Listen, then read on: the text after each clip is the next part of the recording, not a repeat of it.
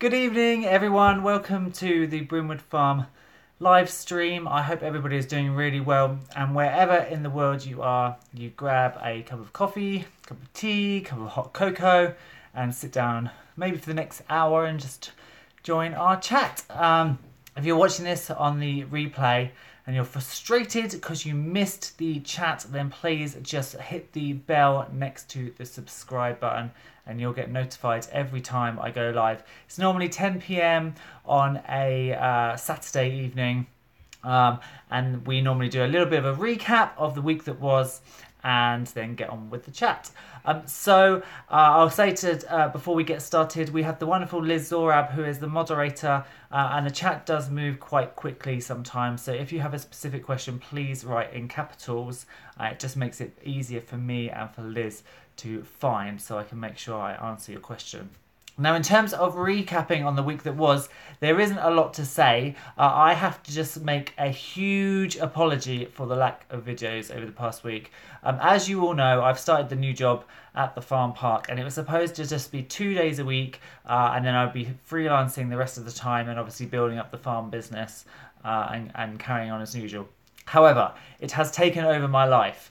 So I've been doing 4 or 5 days a week plus the freelancing stuff, and the slight problem is I don't finish till dusk, and so by the time I'm home there is no time to film any videos, so that is why we've had a bit of a lack of video updates. Tonight, of course, is our hour change. So over in Britain, we're going to switch from our winter time to our summertime in terms of the time change, and so that means that although I finish at normally about 6ish, we'll have an extra hour in the evening. So I'm hoping that that means I can now come home on these busy weeks and actually get some filming done, so I can show you what's going on. We haven't missed a huge amount, because also if you are in Britain, or if you know anybody that is Britain, you will know we've had some blimmin' awful weather lately. Winter hit with a big bang. So not a huge amount has been going on in terms of the garden, because we have just had tons of standing snow, bitter temperatures, haven't been able to put any seedlings out, so it's not been sort of a massive scurry of activity here. We've just got that to come, hopefully, fingers crossed. We are now in the warmer weather. I keep touching my finger and look what I did to it. I smashed it. I was helping to ear tag pigs, and I smashed it and caught it between 2 hurdles, and boy, that hurt. So a few updates, just what has been going on. So first I'll just update you on that little baby budgie. Many of you came to my aid when I showed the video of it, and you said, because I thought it was a deformity, many of you said, no, it's actually a splayed leg. And what I did was I grabbed that baby budgie and I cut out a tiny piece of sponge, and I got its 2 legs and I pushed the sponge over its legs. So I made a hole in the sponge and pushed it over the legs, and then I strapped them together. So that was while it was in the nest box. It was probably had that on for a couple of weeks, and then it fledged with it still on, and I took it off, and the leg was much better. It was still out to the side, but it was a lot better. And I'm happy to report that as it's used the leg more, and it's used it to perch, and it's climbed around, it's got so much better that it's almost back to normal now. So normally, obviously I look into the aviary and I see it, but if you were to come here and look into the aviary, you probably wouldn't realise it had actually had anything wrong with it in the first place. So that's really, really exciting. I'm really happy with that. In terms of the livestock and the chickens and things here, again, we've had so much snow and cold weather. The chickens don't really know whether they're coming or going in terms of spring. So egg production has been up and down, and not a huge amount has changed. I've got a broody hen. I've got a broody silkie on 10 eggs, and she's due to hatch them this coming week. I have duck eggs in the incubator, and they're due to hatch this coming week. And then I also have some more silkies and some Danvers silky cross eggs that I just threw in the incubator because they were too small to sort of sell to customers, and I didn't want to eat them. So I threw them in the incubator just to see what hatches, and as luck would have it, they are almost all fertile. So I think they hatch not this week coming, but the week after. So in terms of livestock, that's going on. The garden, as I said, again, there's not a huge amount going on in terms of sowing of stuff, because it's been so cold. I do have herby seedlings and a few cucumbers and tomatoes and things like that in the heated propagator that will start to pot on soon. But as you will see over the coming weeks, we'll really get into that seed sowing season and we'll get loads of plants on the go. And then the final thing, which I was really excited about, which you will know if you watched last week's Smallholding Diaries, is sheep. So I really want to get sheep. Now this was a plan last year. And I was starting to look for some land. So you know that I've got the 40 acres up in Suffolk, but it's too far away from where I currently live to realistically have livestock up there. So I'm trying to find some rough pasture and grazing closer to home. Now I'm hoping that now I'm working at the farm park and I've got some more connections within the rural farming industry. I'll be able to find a couple of acres here and there. So last week I went up to Suffolk and I went to visit somebody on their farm. She only started 18 months ago. She's a young girl. She's actually from Chelmsford, and she said to her mum one day, I really want to do this farming thing. And her mum agreed, and so they moved to, and they rented out a farmhouse up in Suffolk. And she now keeps pedigree South Downs, and some Suffolk. So I went to see her. I'm really inspired by her because she started small. Because the thing is, often you'll go to a big small holding that's been set up for a long time, and you can say, oh yeah, this is how they do it. Or you'll go to a commercial farm and you'll see they've got tons and tons of sheep, and that's how. But it seems such a stretch from starting out to how to get there. So it was really great to go to this farm and see that she literally only started just over a year ago with a small number of sheep, and how she has scaled it. And infrastructure, like she didn't have any lambing sheds to start with, so a lambing shed, some electric fencing and that sort of thing. So that is a big plan this year, is to get sheep and get going with these sheep. But so I just have to find the pasture.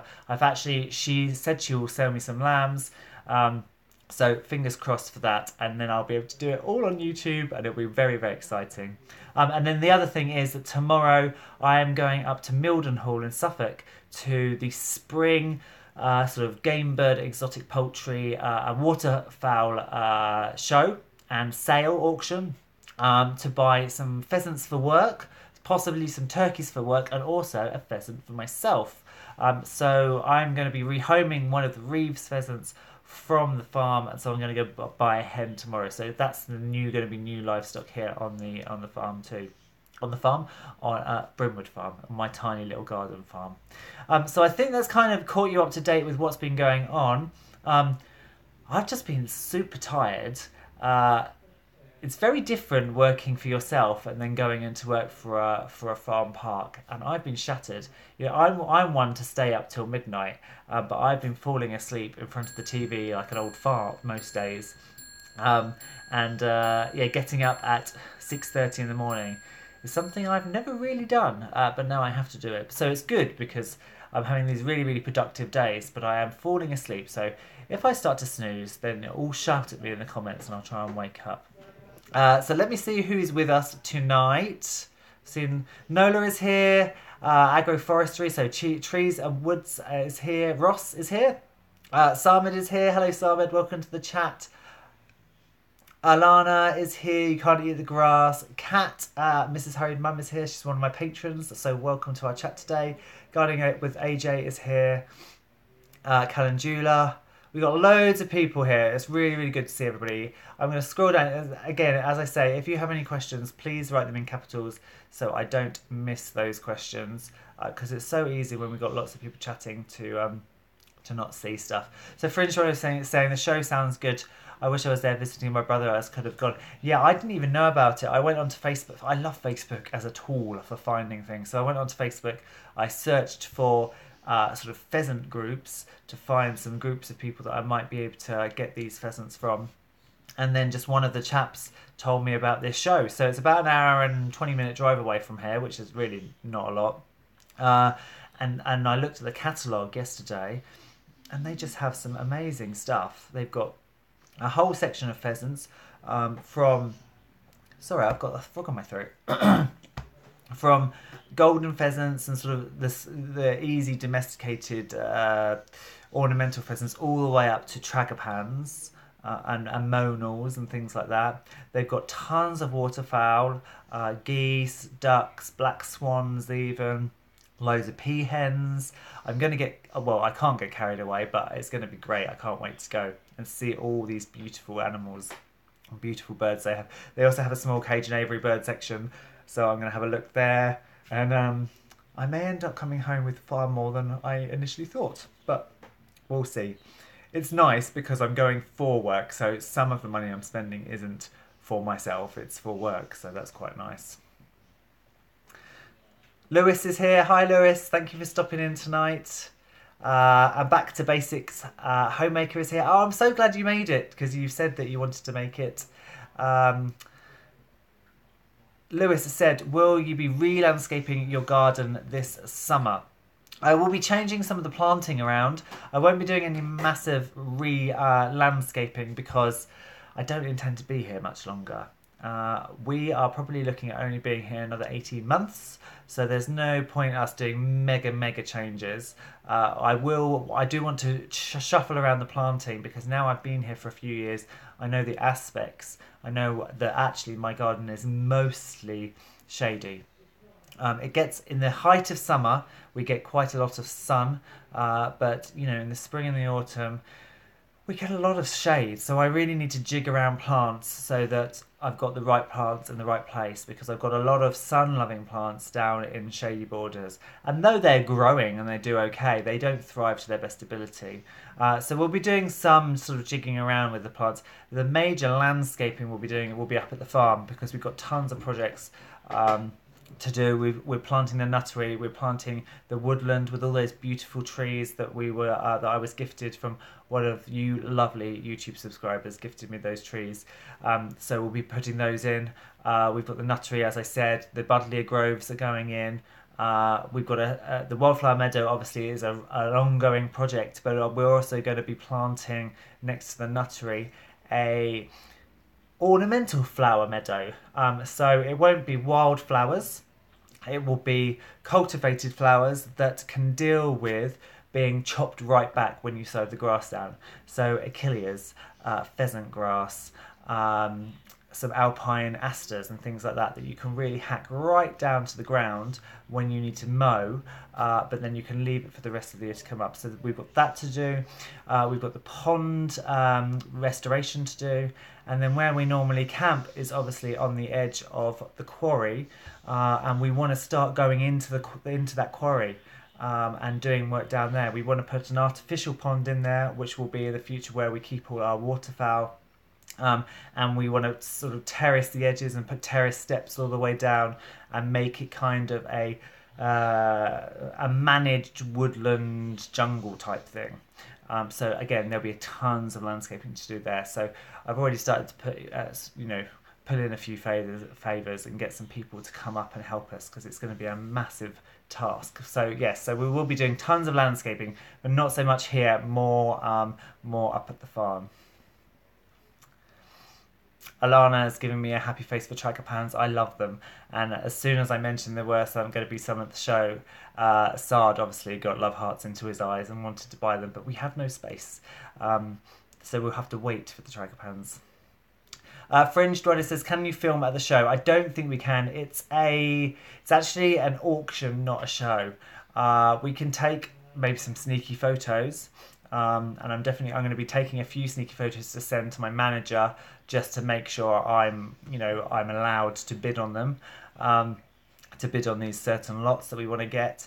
I may try and do a sneaky little film for Smallholding Diaries, but I can't kind of blazingly go around. Most auction houses don't want you to do that, so I may just sneakily get a few clips and shove them into Smallholding Diaries tomorrow. Alana says, how's Sunny doing? Sunny's doing really well. She laid an egg. Obviously, I took the nest boxes out of the aviary. I've moved Pluto in with our new hen, but Sunny's doing really well. She laid one egg. It was probably her body was already going through the system of producing that egg when I took the nest boxes out. She hasn't laid another one since. Hopefully, she can now just restore herself. However, I've just got to the end of that whole little sentence and I realised that Alana, actually, you're talking about Sunny the cockerel. So Sunny the cockerel came from Alana. He's a cream leg bar, and I rescued him and took him to the farm park. So he's living out his days with our 3 cream leg bar hens, and he's doing really, really well. Everybody loves him because some of our cockerels at the park are feisty and cause a few problems when you get into the pen, whereas obviously Sunny is actually quite a nice boy, so he's fitting in really, really well. I'm really excited for Easter when we're going to have all the Easter holidays and lots of people coming in and seeing him. But yeah, he's doing really, really well. Jay is here from Hilltop Farm Homestead. Hi Jay, welcome. Jay again is one of my patrons, so I'm really happy to have you here on the chat tonight. So thank you for coming in, and I hope it's a lovely morning over there in Australia.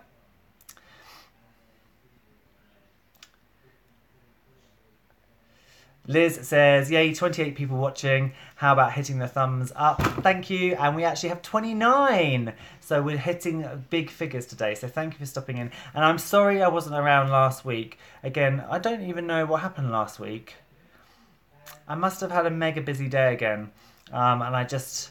Oh, no, I had a really bad headache last Saturday, which is why, obviously, I didn't manage to do the live stream. But I was actually working... today, but I wanted to hang out with you guys because I missed you, so I thought I'd make sure I did a live before I went to sleep tonight. Sandra is reminding us that the clocks go forward, so yes, so they go forward, so we get to enjoy an extra hour of daylight tomorrow evening, but we miss an hour of sleep. So I'm going to make sure that I go to bed straight after this so I get a decent night's sleep, although I've had a little snooze on the couch already. And I was trying to watch Santa Clara's Diet. It's a Netflix series. I was trying to watch the first episode of the second season last night, and I got about 15 minutes in and I fell completely to sleep. So I am turning into one of those people. Ross says, question, rehomed a speckledy and a black rock. Problem is my 4 expats are seriously bullying them more than I've ever seen in hens before. Any ideas? Are they in the same pen? Because sometimes they need to acclimatise themselves just to seeing the other chickens. So you could always try removing them or barricading them into a separate area just so they can see each other, but they can't get to them. On my chicken course that I did, chickens can actually recognise up to 80 other individuals. Past the 80 and they don't get it, but they can recognise up to 80 individuals. And that means that when it comes to pecking orders, they can recognise who's at the top and who's at the bottom. And if you've only got, so you've got 4 expats and 2 more, so if you've only got 6, I can see why they might be really, really picking on them. I would try separating them so they can see each other visually, but they can't get to each other. And perhaps that way they might calm down and eventually let them in. The other option is to remove your dominant hen. When you remove a dominant hen from a pecking order, it allows the pecking order to kind of resort itself. The only thing is that you have to watch is that you have to make sure that your dominant hen is removed for long enough so that when she's put back in, she doesn't rise straight to the top again. And that means she needs to be taken out for at least 10 days, and preferably she needs to be out of visual contact and also out of audio contact, so they mustn't sort of be able to hear her either. Removing her that way allows a new pecking order to work itself out without her, and when she's put back in, she has to then establish herself again with the 5 that are already there. I've done it quite successfully in the past, but I've also had failings. So it's down to the individual hen as well. It's also down to space. If you don't have enough space to completely remove her out of visual range and sort of vocal range, you may put her back and she may just climb straight back to the post. But I would try that. I would try separating it initially so they can see each other but can't get to each other. And if that doesn't work, I would remove that dominant hen if you can.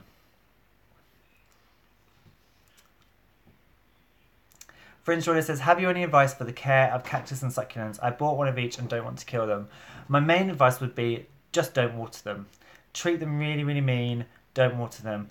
I made a fatal mistake in watering mine this winter. You really shouldn't water in winter because it's cold and it takes a lot longer for that moisture to dry out. And unfortunately, I've killed one of them. It just went to rot. I would, if you have to pot them on in a cacti specific compost, which is really, really free draining. You can mist them. They quite like to be misted rather than heavily watered, because all those spines will capture little water droplets and funnel them down towards where the plant is. And that's, of course, why they have a lot of this webbing and these spines in the desert. It's not actually to stop them getting eaten necessarily. A lot of it is actually to catch humidity. So you can mist them now and then. And also in the main growing season through the summers, it's worthwhile actually buying a cacti and succulent feed, which again you can mist on or you can water. But the main cause of death in cacti and succulents is overwatering. It's more easy to see when a succulent needs watering, because succulents will start to sort of dry up and crisp up a little bit, and then you can tell they're not as swollen. So then you can obviously add water. That's harder to tell with cactuses, although they do it to a certain degree. They do start to shrink away to a certain degree.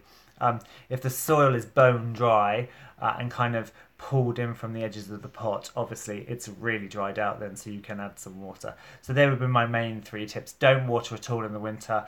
Mist if you do need to water, and use 4 tips, and use a cacti and succulent specific compost when potting up, and also the same thing with a feed. So use a cacti and succulent specific mist feed.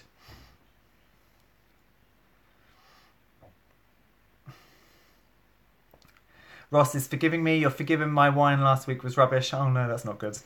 On the black and tans tonight, Guinness and Bass or Base mixed. Lovely. Sounds good. I had a bottle of cider yesterday was a long day at work.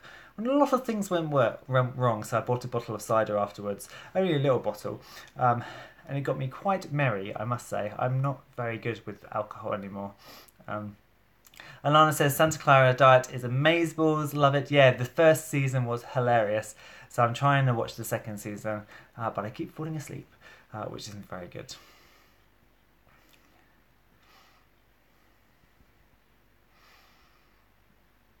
Gardening with AJ says, I have my toms and peppers ticking away nicely, just waiting for this horrible weather to shift so I can put them in my unheated greenhouse. Yes, so mine are the same. My peppers and my aubergines are probably this now. They probably have 4 true leaves on them now. So they're getting to a point where they really need to be pricked out of their germination and seedling mix and sowing mix, and put into a seedling growing mix into individual pots. But again, like you say, the weather is so awful.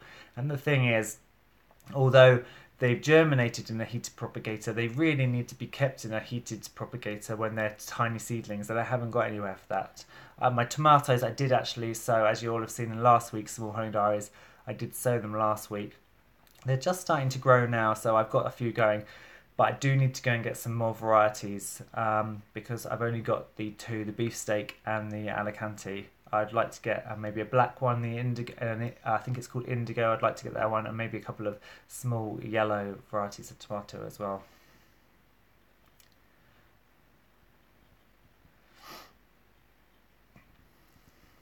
Hi Charlie. Charlie is in the chat, so welcome. Have a great night. You can't eat the grass. It's nice to see you. I'm really glad you managed to pop in.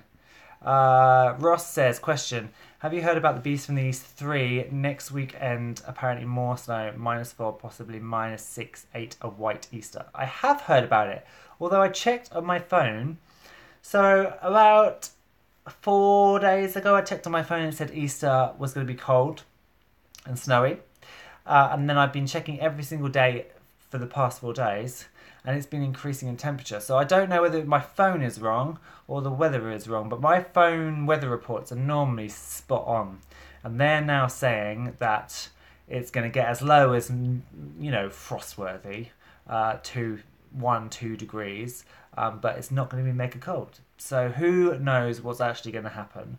I would really like to not have a Beast from the East 3, because I've got chicks hatching, I've got ducklings hatching, I've got seedlings that need to go outside. You know, my cordon trees, so my plum, my apple and my pear cordon trees are all starting to leaf up. My broad beans are just starting to appear, so I really need this Beast from the East to to stay away because we've had enough snow in the UK. And I know that several of us, especially poor old Sandra up in Scotland, have had vast amounts of snow and we just don't want it. Alana says, I've just come back from doing field work in the snow. Oh, are we not impressed if it snows here again? No, I won't be impressed either. I'm really ready for it not to happen. Charlie says, how are the zebra finch eggs? I don't know what's going on with the zebra finch eggs. I can happily hatch and rear zebra finches outside in that aviary, even in the depths of winter. They've been having babies. Trying to cage breed them, I always managed it as a kid. But it's not happening for some reason. I've had 2 clutches. So the fawns had a clutch and the pied white and white had a clutch. None of them were fertile. I've cleaned all the cages out. I've put new nesting boxes in, new nesting material. I'm hoping that with the extended hours of daylight, they're going to get going again. So we will see. At the moment, Charlie, nothing is happening. And I really want to share the zebra finch babies with you, but of course we haven't got any. However, I have got those Bengalese that I bought from the bird show a few weeks ago, and also those diamond doves. So I'm hoping that they may do something as well, and then I'll be able to share, obviously, the growing and the hatching process and the rearing process of those birds too. I'm especially excited to show you the rearing process of the diamond doves, if they actually have any babies, because baby diamond doves are really ugly. They basically look like a big bag of bones, but then they just grow into this really beautiful creature. So it would be really, really nice to be able to show and share that with you.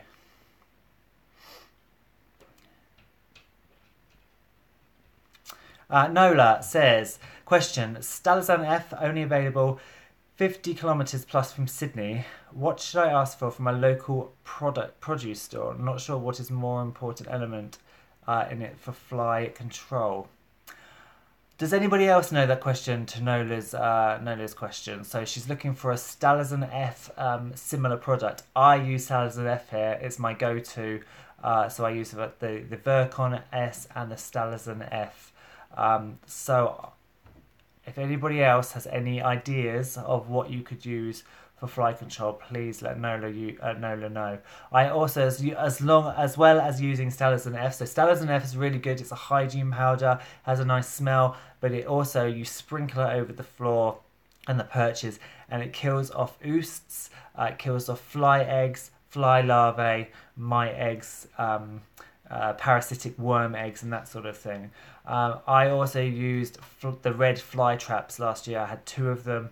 You mix it out with water. They come with a bait block, and you mix it out with water, and it's particularly attractive to female flies. So they fly there and they quickly die and drown, which means obviously if the females all die, there's less chance for productivity. So I use those. I bought those off eBay. I don't know whether you can get them in Australia, but they were very useful. They do smell though, so although they attract the flies and sort of take them away from the house or take them away from the coop, you need to kind of hang it in a place where it doesn't matter if it's going to be a bit whiffy, because they do get a bit smelly. They're also not very nice to clean out, so you kind of just have to chuck the whole thing away rather than try and faff around with cleaning it out and getting new bait in them. But they did work quite well last summer. Hookset Nation is here. Hello, thank you for tuning in from Chicago. We're obviously over here in the UK, so it's nice to have you. Back to Basics Homemaker says, I'm in USA, Missouri, in Garden Zone 6. I'm trying to imagine all this snow you speak of and I can't even. Wow, snow is fun till about the end of February. We don't normally have this much snow here. This year has been crazy.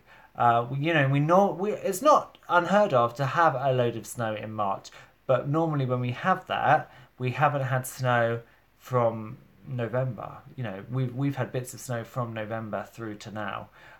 Normally it's just a light sprinkling, maybe a cold snap in March or April. So it's kind of unheard of to have this much snow happening all at once. Alana says, I'm excited to see the baby diamond doves. Me too. I hand reared some wood pigeons last year and they were really ugly compared to nice fluffy chicken chicks. Yeah, they're squabs.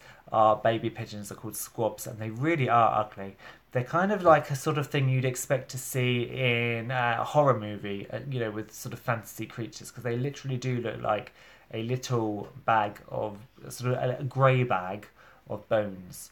But they do very quickly turn into these beautiful creatures. But yeah, and they're not pretty when they hatch out. And I mean, I quite find the baby budgies, which are obviously born naked and blind and bright pink, I find them quite cute. So to find a diamond dove or a squab ugly is quite push. I don't often find most things ugly, but yeah, they really, really are.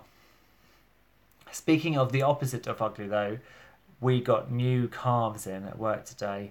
2-month-old bull calves. I'm in love.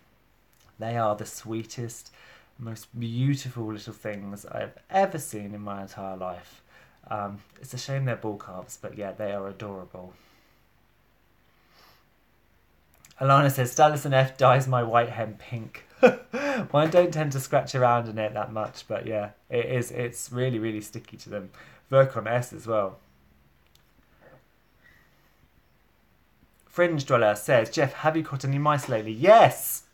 That darn little mouse in the spare room. I caught it, finally. Not yesterday, the night before. I tempted it with marmalade, orange marmalade, and I finally got it. I felt bad because it was a quite cute little thing. And if you watch it, if you follow my Instagram, you'll have seen a couple of pictures of it on Instagram where it was just sat there. When I caught it, it's actually quite small. And I wonder whether I caught mum, dad, and all its brothers and sisters earlier on when they were actually out here in the conservatory.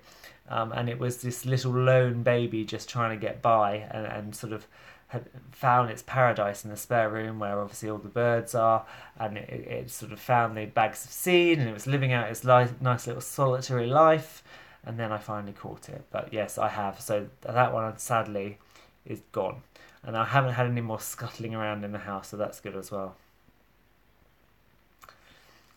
Nola is talking about the flies away from your chickens. Says, yeah, I set up 2 fly traps to clear my garden before my chicks were moved out of the garage, and they got hundreds of flies from my neighbour's chickens. Oh no!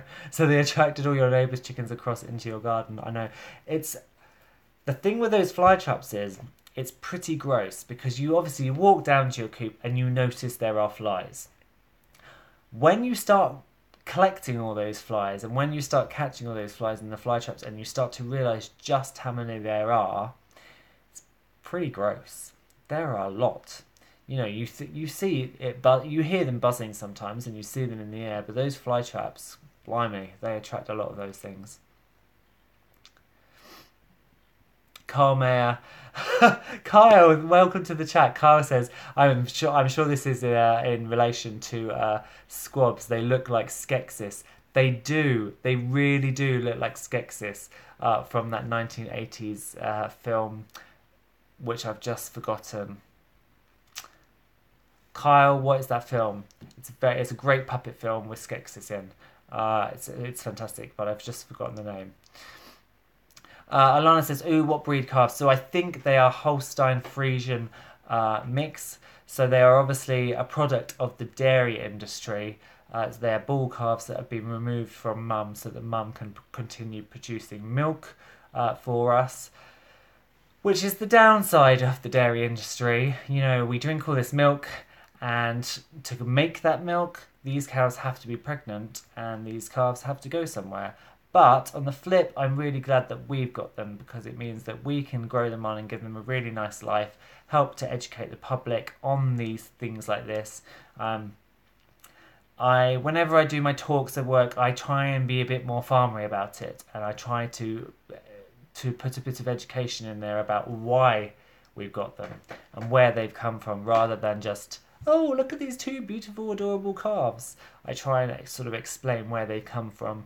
And maybe why it's better to source your milk better and things like that. So it's nice, but they're beautiful. They are absolutely beautiful.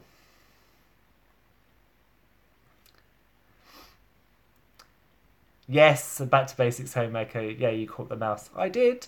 So happy. No more scuttling. Yeah, so my Instagram is under my name. So it's... Oh, I was looking for my phone, but of course I'm recording on my phone. It's Jeff Wakeling, or Jeffrey Wakeling, and I think the tag is like urban smallholder or something. So yeah, find me on Instagram. There's quite a few pictures I upload to there. Ross says, don't talk to me about bull calves. I had to share a field with about 30 of them every fishing season. They like to charge all the time. Have to wave the fishing next to scare them off. Well, these are tiny. These are only a month old, so they're very, very cute. The Dark Crystal. Yes, Carl, that is it. So this really, really cool film, The Dark Crystal, Jim Henson Puppets, Skeksis.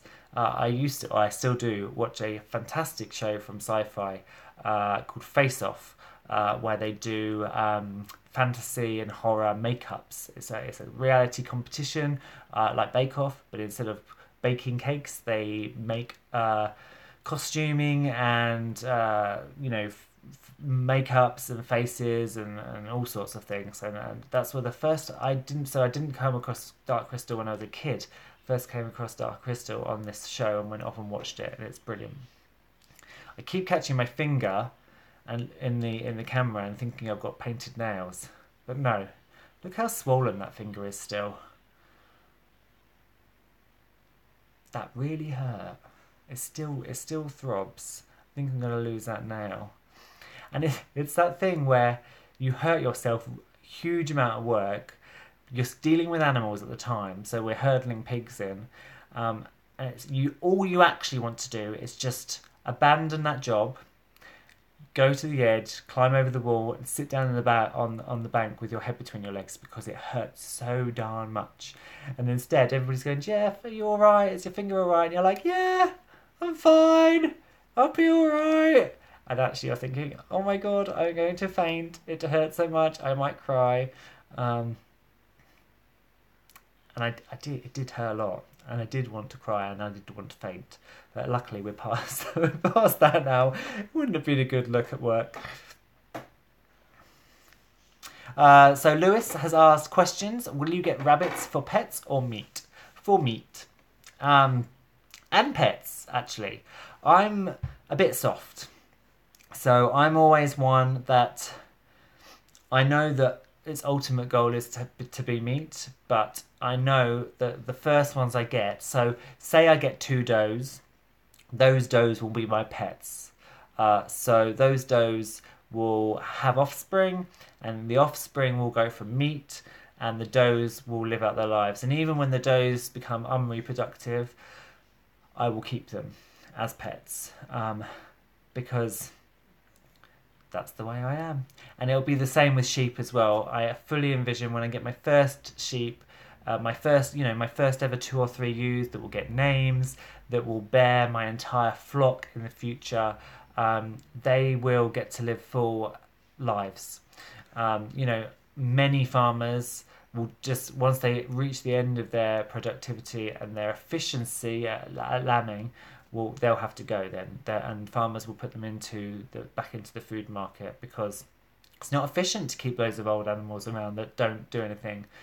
But I will find that very, very difficult. So so with the rabbits, I will probably, when I do get my meat rabbits, I'll probably have a doe or 2, and I'll name them and I'll keep them, and they will live out full lives, and they'll be my pets. And then obviously any offspring will become the meat. Canon Judy Field says, have you heard of Ahisma Dairy? I haven't heard of Ahisma Dairy. I'm going to look it up. I'm right here by my computer, so let me just pop that in. Ahisma Dairy. Not diary, dairy. Slaughter-free milk. Okay, so I don't know anything about this. I'm going to read it up. I'm going to read up on it, rather. Obviously, in the results, it says slaughter-free milk. So I'm producing... I'm going to look it up so I know more about it. But thank you for bringing that up. Dan is in the house. Hi, Dan. Thank you for stopping in on our chat tonight. And thanks, Liz, for throwing that link to my Instagram into the chat. So there it is, Instagram at Jeff Wakeling, Urban Smallholder. So if you just look up that on Instagram, and then you can add me, and then you'll see lots of pictures of plants, dogs, and chickens mostly. Tracy is here. Hi Tracy, thanks for stopping in.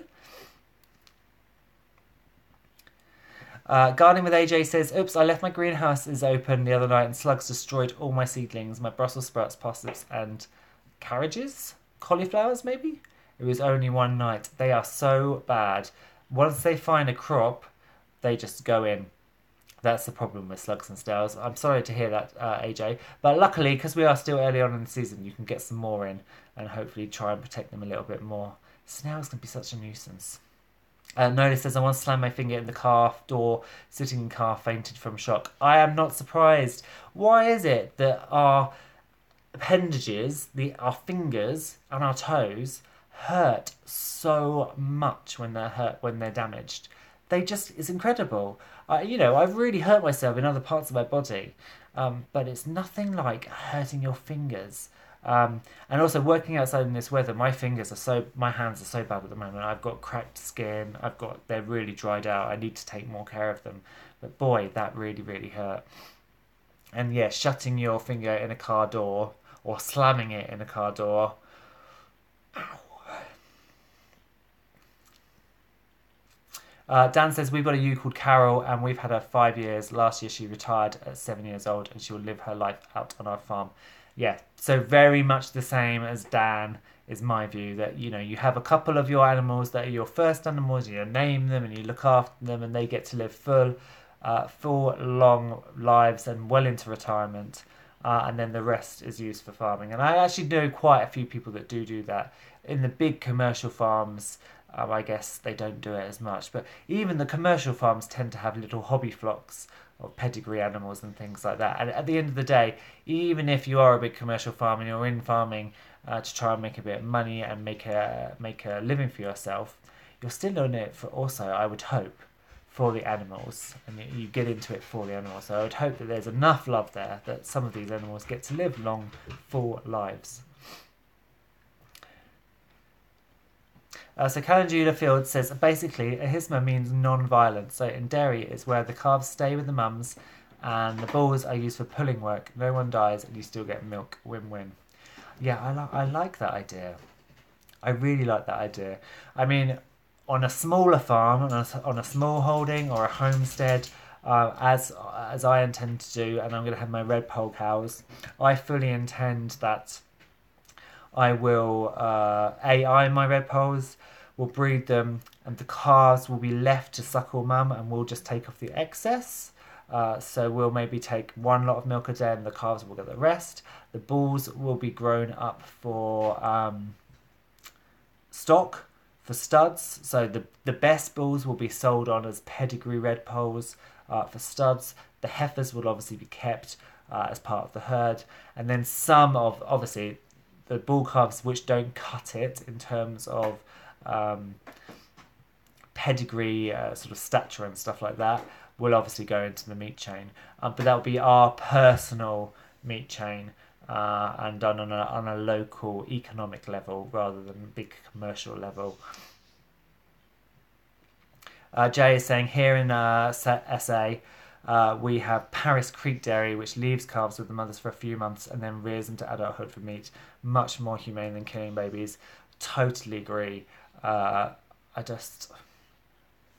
kill babies? Give them as long a life as possible, is what I say. Boys in the farming industry, it's not good to be a boy. Unless you're going to be a stud boy, it's not great to be a boy. But there's no reason to kill them all off so early. Give them a good life as long as possible. Dan says, if you ever have pet lambs on your farm, would you keep them? Probably not. Again, it's that whole, with sheep especially, once you start with sheep, your flock can expand really, really quickly. So I might buy in some pet lambs to orphan feed, to wean and bottle feed. Maybe they've been orphaned, etc. And they can be bought relatively cheaply. At this time of year when farmers are dealing with lots of orphans, you can pick up pet lambs for £20-30. But unless they're pedigree and they're going to be going into, they're nice ewes and they're going to be going into your flock later on, I probably will just fatten them up for store lambs and then either sell them on as store lambs or again fatten them up and then take them to our local abattoir, because ultimately I do want to run a farm where we eat our own meat. I don't want to have a massive retirement home. So, but then I'm saying this, and I actually haven't got the pet lambs yet. So ask me in 2 years when I've got pet lambs and I haven't sent a single one off to market. Lewis says, question, do you try and build things for free, chicken coops, etc., or do you tend to purchase them? I try and build things for free because all the money... Oh, I was going to say I have no money. I don't have a vast amount of money, and what money I have goes into my farm. So I want to put all that money towards the farm. It is worthwhile sometimes buying coops. If you don't have the tools to build it properly, it can be worthwhile just buying the coop. However, I want to get more into the building stuff, so I am actually going to go out and buy some decent equipment, some decent power tools, so I can make, for instance, when I get these pheasants, I want the pheasants to go to the bottom of the aviary, and I want the quail all to come out, and I want to build the quail new coops, which are better equipped for them. The quail are relatively happy on the aviary floor, but the quail do run around in their own muck quite happily, and they do spread food everywhere, and they are quite happy trying to eat their own poo as well, which I don't like. So I really want to kind of build them coops where the poo can fall through the bottom. I want to build in a sandbox area where they can dust bathe, and just make a nice, large and hygienic coop system for all of my quail. So that's one of the projects I want to do this year, and I want to put some DIY skills in and learn a lot more building. So yeah, I am trying to build a lot more from free or from raw materials rather than buying the ready-made coops. Because also I think I'm currently small scale, so I need to learn those skills now so that when I get big scale, when I've got no money because I've had to buy electric fences and cows and calf and new pedigree lambs, I can go and build a field shelter rather than then think, oh no, I've got to spend hundreds of pounds on a field shelter. So that's my aim, is to build as much as I can myself. And I really want to try this chicken tractor idea. A lot of the American homestead channels have built chicken tractors. I don't know whether it'll work fully over here because we have harsher winters, and a lot of the homesteads that I watch in America are in places which don't have really, really cold winters. However, I do know from Instagram a few British homesteaders who have chicken tractors, and they work really, really well. I would like to use a pasture system where I have my cows on my land, I strip graze them, so I move them over, and then I bring the chickens on afterwards to eat all the flies and the maggots out of the cow pats, keep turning over and keep all those parasites down. And for that, you really kind of need chicken tractors you can pull along. So I would really, really like to try and build some chicken tractors in the future as well, because I think they're a very cool thing. Back to Basics Homemaker says, Justin Rhodes leaves the calf on mama and just milks her once in the morning. I like that, yeah. So that's the system I would really like to use for my cows and for my goats. And also, I don't, when you're small scale, you don't want to be separating calves off and having to keep cows and calves separate. I just want a holistic system where everything works with each other. I get a bit of milk, baby gets a bit of milk, mum gets to be with her calf. I like that system a lot. I totally agree. Tracy says she bought 2 white-crested Polish hens today. Their top beak is so long. I love Polands, as you know. I'm going to try and hatch some Polands this year. So, yes. You must post, if you haven't already, post some pictures in the Facebook group, and I'll go and take a look. Karma just says, I just saw a video on how to cape on roosters. Kind of sad. I know. Capering roosters seems a bit outdated to me. I mean, I know the system was to make these roosters fatten up really, really quickly, but it's very intrusive surgery. I wouldn't want to do it myself, to be honest. Back to Basics says, a couple of power tools makes a huge difference. I encourage you to go for it. I know, I really, really am, because up until now, I've been making do with a handsaw. I haven't even got an electric drill that works properly. I have a electric pruner, which I've been using to saw up wood, and it's just not good enough. Now I've been at work and I've got, I get to use a hammer drill and a circular saw and things like that. I'm seeing A, how much easier it is, but B, how much quicker it is, and how much more accurate you can get stuff. So I'm looking at the moment into the different products, the different brands, the best stuff to get. I think I've talked to Liz about it in the past. I think Liz has Bosch, a Bosch set of power tools. The ones we got at work are eBauer. There's also the Ryobi ones. So I really want to look into getting a really, really good battery hammer drill, and also a saw of some sorts, a circular saw or something like that, where I can go and buy OSB boards and then I can cut them up to the size that I require and make coops and make things like that, because it does make, as you say, it makes a massive difference into what you can make and how quickly you can and how accurately you can make things. Sandra says pallets are a must for your sheep. I completely agree. And if you come to our Brimwood Farm community group, Sandra has an amazing pallet fence. It looks brilliant. So yeah, you can check that out because there's a few pictures up there. Alana says, I don't consume any dairy products, but I'd love to be able to get Kinder dairy products for my... Oh, kinda. I read that as Kinder Egg. Kinda dairy products for my kids. I know. I completely agree with that as well. I always thought caponing was just like castrating, but it's so much more invasive. I wouldn't put any of mine through that. Yes, so if you don't know the difference, caponing is basically castrating a chicken, a male cockerel. However, unlike mammals, poultry do not have their testicles on the outside. They actually have them, if you've ever butchered a bird, they have them on the inside, right up under their spine. So actually to cape on a chicken, you actually have to, it's invasive surgery. They actually have to cut into the bird and kind of take out or tie off the testicle from inside. So it's, it's very intrusive. I can imagine it's very damaging on the cockerels itself, and whether they actually, I can imagine it's painful and not a nice way to go. So I prefer just to grow them up as proper cockerels, to be honest. Susie is here. Welcome to the chat, Susie. It's 80 and 51 Fahrenheit today, 10 degrees Celsius. Fantastic, thank you. I'm glad to see you here tonight. Gardening with AJ says, will you have a workshop at the farm? We'll have to fit one in somewhere. So far, it's not in our farm plans, but we will need somewhere where I can build stuff. We obviously will have a couple of sheds where we're going to be keeping all the aviary birds and stuff, so maybe we'll tack on another shed. The nice thing is the guy that bought most of the buildings is a very good carpenter. He actually is a set designer and builder for West End theatrical plays. So he's very, very good. He has tons of tools, and he has also a workshop, so we may be able to actually use that. We're quite good friends, so we might be able to use that as our workshop initially. Jay says, mine are Ryobi. Just make sure you have 2 batteries. Nothing worse than it running out before you're finished. Yes, I totally agree. I do quite like Ryobi.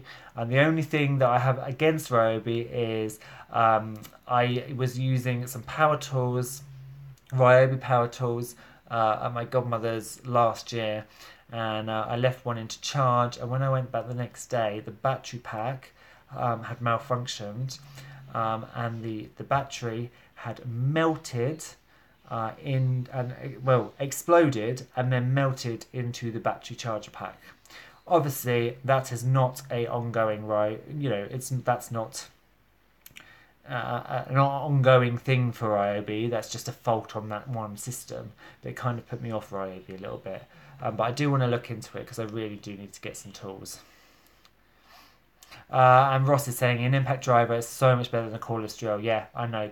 I currently have a really cheap, like $19.99, and that's in pounds, cordless drill from, I think I bought it at the Range. It's awful. It's terrible. It has 2 batteries. The batteries last about 5 minutes. I had to use this darn thing to put up the first of our owl boxes up in the farm, and I can tell you the frustration of trying to drill this darn owl box into an oak tree with this stupid little cordless drill. It was terrible. So I need to get an impact driver ASAP. Even the thought now of having to slowly wind screws in by hand, having now spent 2 months on the farm using an impact driver, the thought of doing it by hand makes me squirm. So I need to buy one. I'm glad that I'm not the only one without these power tools. I see a lot of you actually saying, oh, I need to get some, I need to get some. I thought that was kind of the only thing that I hadn't got. Jay was saying, wow, that's scary. This is in regards to the Ryobi drill. I bought it because I like the colour. Oh yeah, that's good as well. I mean, most things don't work. Most things don't happen like that. I just couldn't believe it when I went. And it was still in the power switch. And the power supply was still turned on as well, which was even more worrying. But yeah, it had obviously exploded within the charging unit and melted right into it, which wasn't good. But then we had an iPhone charger blow up as well upstairs. In the middle of the night, there was a big bang, a big flash, and the explosion blew the socket. The explosion blew the plug out of the socket and left a massive scorch mark and melted all the plastic. So I guess it's faults, isn't it, on all these massively produced products. Sandra says pallet breaker too. Yes, so Liz Zorab shows them on her YouTube. It's a lifesaver. Yes, definitely. Liz has a great little video actually on using her power breaker. Saying that Ross is saying that Audi tools are good to buy, 3-year no quibble guarantee. Yeah, I must say Audi tools can be pretty good. I can't remember the brand. I think it's Flora or something like that. I've bought a couple of gardening power tools from them. A telescopic chainsaw for 60 quid. Very, very good. Used it for tons of stuff. Very nice piece of kit. And I've also used a couple of more garden hedge trimmer and strimmer and stuff from them. And when they have their garden sales, again, as Ross said, they are very good. They come with a 3-year warranty. So yeah, they're good if you've got one around them. And you can go to Lidl as well. So Lidl and Audi will both have separate sales, but actually if you look at the products they're selling, they have an Audi or a Lidl stamp on them, but they are also kind of the same brand. I think it's Flora. So I think they're the same products but bought by the separate companies. So both of them, if you have one near you, look out for those sales because they can be really, really good. And Nola says, yes, got an Audi screwdriver but a Bosch drill. Yes, I'm definitely going to look into that. Because I need to get some power tools in my life. And now it's getting warmer. I really need to get up to the farm. And again, like you were saying, I need to get tools that don't require an electrical output. I need ones that I can throw batteries into because obviously we don't have any power up for the farm yet. And even when we do in the future, when you're working off in a field, you don't necessarily have any power near, and I don't want to be working away on something and have to walk then all the way back to the house to plug in batteries and things like that. So all these battery powered tools are really, really great.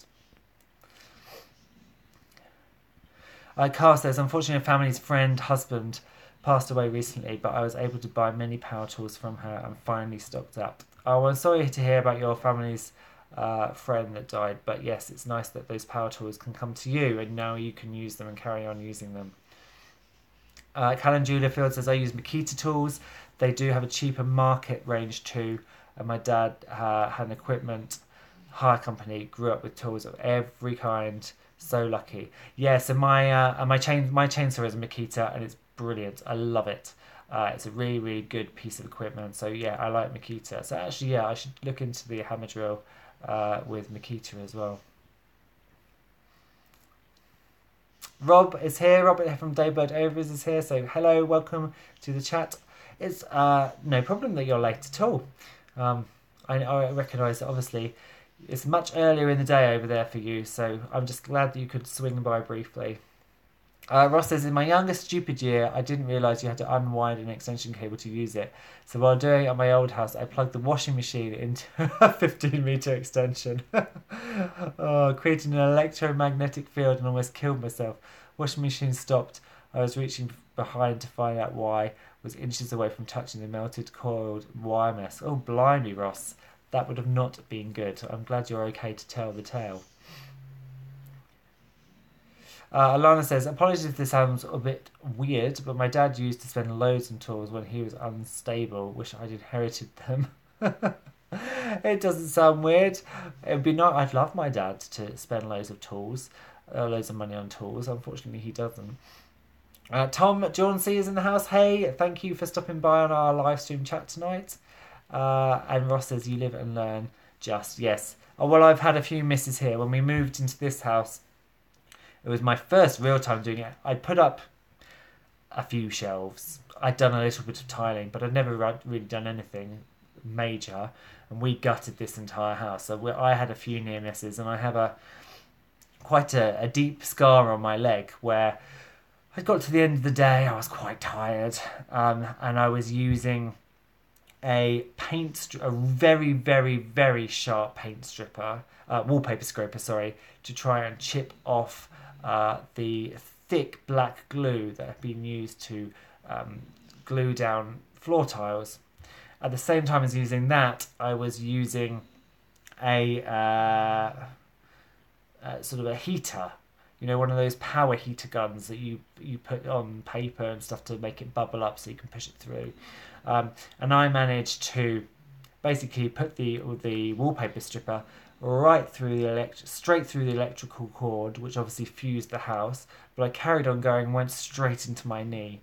So not only did I sit on the stairs profusely bleeding everywhere, but I just tripped all the power in the house and almost electrocuted myself as well. So yeah, we do live and learn just. So I'm sure we've all got a few scars to live by.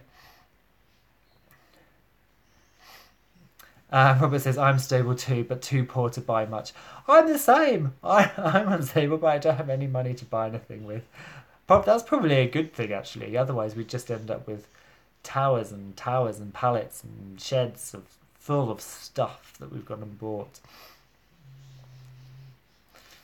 Sandra says, I'm dangerous around electricity. My dad was an electrician, fireman before that. Both him and my son tell me off constantly for leaving things on. Yeah, I'm a bit of a OCD about, I'm getting cramp in my leg again. This always happens when I'm on a live stream. It never happens at any other time. It must be the way I sit here. Okay, I think I managed to get rid of it. Yeah, I'm one for going around the house turning things off. The problem is I have a smart meter which sits right here. Or there it is. So I have a smart meter that sits right here next to my computer.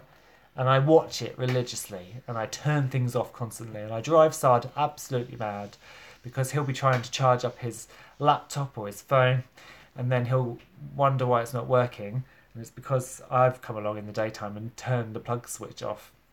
So I'm kind of like your dad and your son, Sandra, constantly turning things off. Jay is off to bed soon. No, sorry, not Jay. Fringe Dweller is off to bed soon as I'm going to a Beamish museum tomorrow. I highly recommend it as a 1940s farm. Oh, cool. Jeff, you would love it there. It sounds like I'd really, really love it. That'd be great. Kyle says, when I was young, I stabbed myself with a pair of scissors, making a house for a snail I found. Oops. I hope that snail understood your torture and your pain. And Alana says, do you need more magnesium or iron? Probably both, and more sleep. Because I'm very tired at the moment.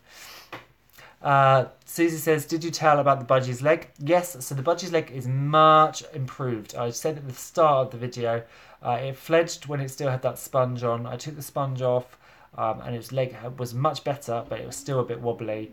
But now it's flying around, it's perching, and it's using that leg a lot more, and it's strengthening that leg every day as a result. I obviously know there's a problem there, but if anybody else came in and looked at it, I don't think they'd notice. So it's done really, really well. So thank you for asking. And Alyssa is saying she also goes around turning things off. Good. I'm not alone. And Jay is saying, cramp, you're getting old, Jeff. I know, I really am. I haven't had cramp since the last live stream, so it must be the way that I sit here with my legs. It must be something in my stance, because I haven't had it, and I only really get it when I do these live streams. So yeah, so I don't know why. Right, I think I'm going to end our chat a little bit earlier tonight just because I am shattered. We did quite a long day at work today. Obviously, as I was saying, we got the new calves in, and getting the new calves in meant we had to muck out everything yesterday. We got a new pig in yesterday as well, so we had to muck everything out with her. We're having a lot of up and downs with the lambs at the moment, so it's been a long day. And obviously, we're about to lose an hour tonight because we're springing forward into British summertime day length with our hour change. So I'm going to say good night. Thank you so much for popping in. I know that I missed the live stream last night, and I feel guilty about missing that, and I feel guilty about not uploading more videos. So as I said at the beginning of our video tonight, and the beginning of our live stream, now we've got the hour change, we've got the evening light, I will try and make more videos. So hopefully from next week we'll get back to our normal Monday magic and our Friday video, as well as our live stream and our small holding diaries. And as always, I am also still looking for chicken check-ins. So if you have got chickens and you want to get involved, just look up the chicken check-in playlist on Brimwood Farm on my channel. Go through the video, see the sort of thing that's involved, and if you don't mind jumping in front of the camera for 5 to 6 minutes to talk about your chickens, then I would love to host you. You don't have to have a YouTube channel to do it. You can just get involved for the love of doing it if you like. But for now, I'm going to say good night to everybody. Thank you again so much for popping by. I will see you on tomorrow for our small hunting diaries, and obviously I will include a little bit of footage if I can of that auction tomorrow. If I can't take any at the auction itself, you will at least get to see the pheasants that I'm buying and possibly some of the turkeys.